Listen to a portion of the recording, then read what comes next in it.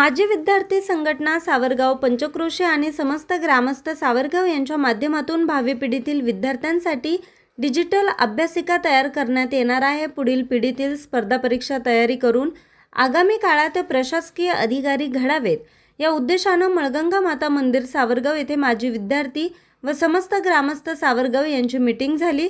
काळ्या शाळेतील पुरातन वास्तू नूतनीकरण करून डिजिटल उभारण्यासाठी सर्वांनी एकमताने सकारात्मक तयारी दाखवली।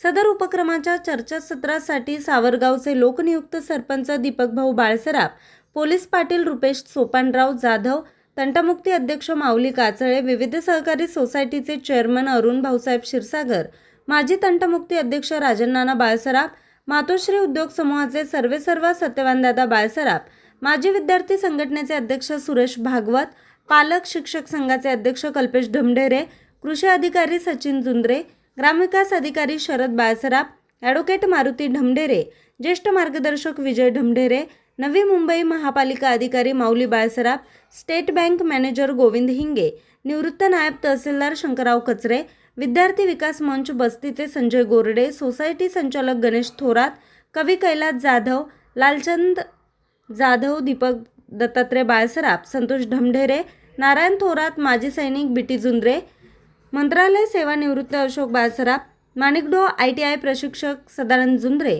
उद्योजक माऊली पाबळे, सोसायटी संचालक भास्कर कोरडे, अशोक ढमढेरे, मोहन ढमढेरे, उद्योजक मयूर जुंद्रे, दगडू चंद्रकांत जुंद्रे, बाळासाहेब गाढवे, भरत कोरडे, अशोक कोरडे, बाळासाहेब बाळसराफ, बाळासाहेब ढमढेरे, अनंता राजगुरू, नारायण भागवत, शिवाजी ढमढेरे असे अनेक मान्यवर उपस्थित होते। सावरगाव आणि पंचक्रोशीतील विद्यार्थी चांगल्या पदावर जाऊन आपल्या गावचं नाव उज्ज्वल करतील या दृष्टीने सर्वांनी या उपक्रमामध्ये माजी विद्यार्थी आणि पंचक्रोशीतील सामाजिक संस्था, ग्रामस्थ यांनी मोलाचं योगदान द्यावं ही नम्र विनंती। न्यूज रिपोर्टर रामकृष्ण भागवत, आज 24 तास, सावरगाव।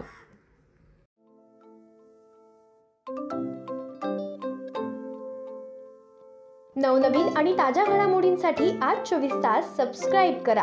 त्याचबरोबर बेल आयकॉनवर क्लिक करा आणि मिळवा आमच्या बातम्यांच्या नोटिफिकेशन्स। तसेच आज 24 तासची प्रत्येक बातमी आपल्याला कशी वाटली हे कळवा, लाईक करून, कमेंट करून आणि आमच्या बातम्या शेअर सुद्धा करा।